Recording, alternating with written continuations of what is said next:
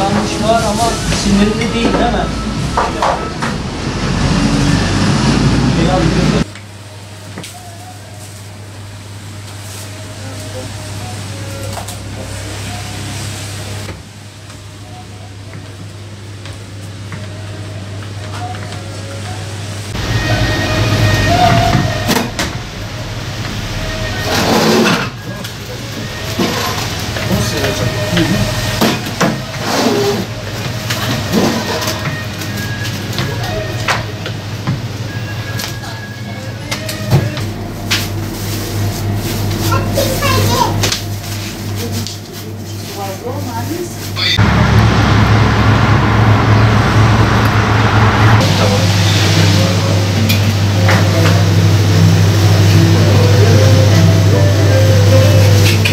Abi o Şubat'ın ilk haftasıyla beraber fiyatlar iyice artmaya başladı.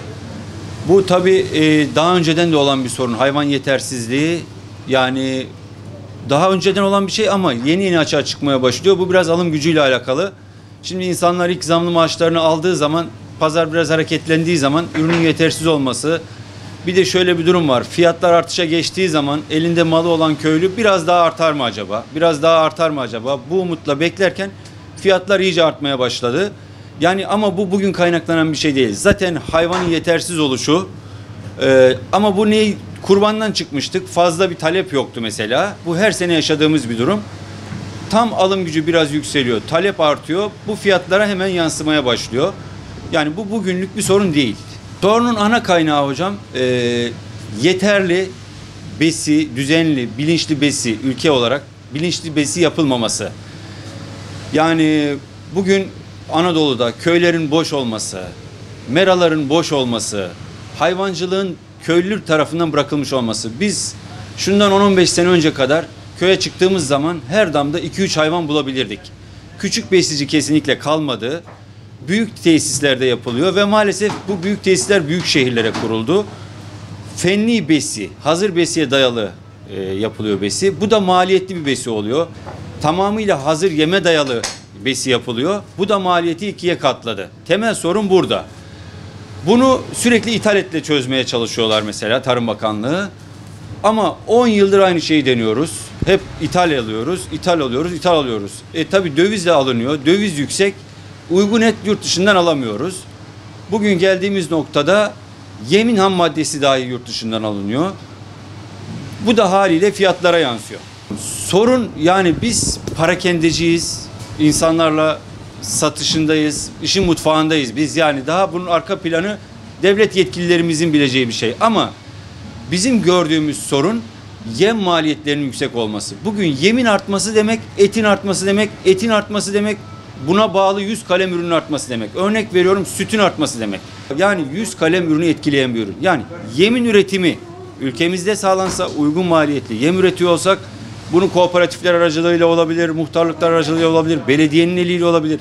Köylüye, besiciye bu yem ulaştırılsa bu bir çözüm gibi gözüküyor yani. Daha kolay bir çözüm gibi gözüküyor ki bizim ülkemiz tarım açısından dünyaya göre en coğrafya olarak tarıma en elverişli ülkelerden bir tanesiyiz. Biz ülke olarak coğrafya açısından tarıma zaten elverişli bir ülkeyiz. Yeter ki ekilsin, biçilsin. Yemin uygun mal edilmesi de yine kendi imkanlarımız dahilinde mümkün.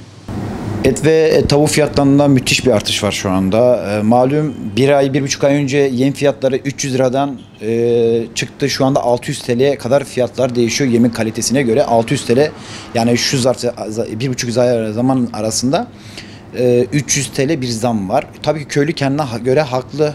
Emek veriyor, emeğin karşılığını almak istiyor. Şu anda bir ay önce kıymanın kilosunu 400'e satıyorduk. Şu anda 500 liraya satıyoruz ki bu da bizi kurtaran bir rakam değil. Biz de Ramazan ayı öncesi fırsatçı durumuna, fırsatçı konumuna düşmek istemiyoruz. İnsanların gözünde bir an öyle duruma düşüyoruz ama yapmak zorundayız. Biz de emek veriyoruz. Emeğimizi karşılığı almak istiyoruz. Vallahi herhalde bir Ramazan ayına kadar 2 zam daha bekliyoruz. Kıymanın kilosunu 600 lira, 650 lira kadar yükseleceği öngörülüyor. Koyun eti aynı zaman aynı şekil. Kuzu eti zaten hayal oldu desek herhalde yeri.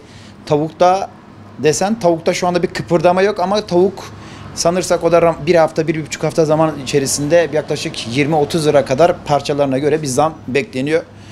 Vallahi Allah milletin yardımcısı olsun diyoruz. Biz esnaf olarak satan kişiyiz. Alan kişi alamıyor. Satıcı olarak da biz satamıyoruz.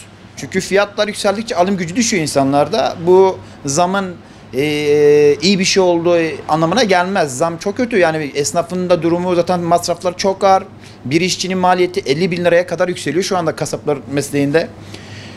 Bu maliyetleri hepsinde mecburen yansıtmak zorundayız fiyatlara. Fiyatlar şu anda gerçekten çok yüksek.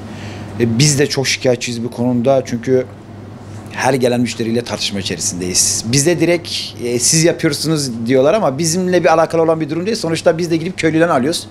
Köylü de bir emek veriyor. Dıştan göründüğü gibi değil. İnsanların içine düştüğü zaman eminim ki onlar da bu fiyatlara bu malı satmazlar. Biz o kadar kendimizden eminiz. Biz şu anda fiyatları çok makul fiyatlara veriyoruz aslında. Bu kalite, yani güzel bir malın fiyatı şu anda 500 lira kıymanın kilosu. Sığır eti 300 lira, 350 lira arası değişiyor. O kadar kalitesiz bir et bile şu anda 300-350 lira arası bandında değişiyor. Fiyatların yükselmesinin ana temeli yem. Torbası önceden 50 kiloydu, şu anda 40 kiloya düşürdüler. 40 kilo yemin torbası şu anda 600 TL. Bir hayvan günde 9 kilo yiyor. Bunun maliyetini koy. Mazotunu koy, işçiliğini koy, elektriğini koy. Zaten elektrik geliyor 20-30 bin lira, çiftliğimizde elektrik faturası geliyor. Torbası 600 liraya yaklaştı. Yani bunlar hepsi birer maliyet. Bir hayvan 9 kilo yediği zaman saman 2 liraya yaz ayındaydı. Şu anda samanın kilosu, yakıtlar da yükseldi. Mazotun litresi 45 lira oldu. Yani gerçekten şu anda maliyetler çok yüksek. Ana temel yem, mazot, zaten Kurban Bayramı herhalde bu sene biraz insanları bayağı bir aşacak gibi duruyor. Yemin torbası 600 lira olduğu yerde bir kilo etin 500 lira olması, gerçekten et çok düşük hale. Yani çok düşük. Bakma, köylüler ile esnaflar şu anda tam zamın hakkıyla yapsak kıymanın kilosu 700 liradan hiç aşağı değil de, bakma yine insanlar alabilsin diye, ki 1 kilo alan yok artık yani. 1 kilo alan adam yarım kiloma düştü. Yarım kilo alan adam da 250 grama, 250 gram alan adam et kesinlikle artık alamıyor. 250 gram kıyma 125 lira para yapıyor. Ben hangisine diyeyim ki tamam diyeyim. Yani olmuyor gerçekten. Temel ana sorun yem, mazot, yakıt, saman, arpa. Ana sorun bu. Yani bizim ülkemizdeki hükümetimizden tek isteğimiz, devletimizin tek istediğimiz tarıma müthiş bir destek verilmesi. Nakit olarak değil de yem desteği verilmesi. Para vermesin kimseye. Para verdiği zaman millet kötü düşüncelere kapılıp yer gösterip parayı alıp başka yerlerde kullanıyor. Öyle değil de yem desteği ver, arpa desteği ver, ne bileyim yani buğday desteği ver, saman desteği ver. İthal getireceğine o kadar Avrupa'dan. İthal getirip yemiyor abi ithal. Yani insanlar ithal istemiyor ki. Tamam, marketler ithal satabilir.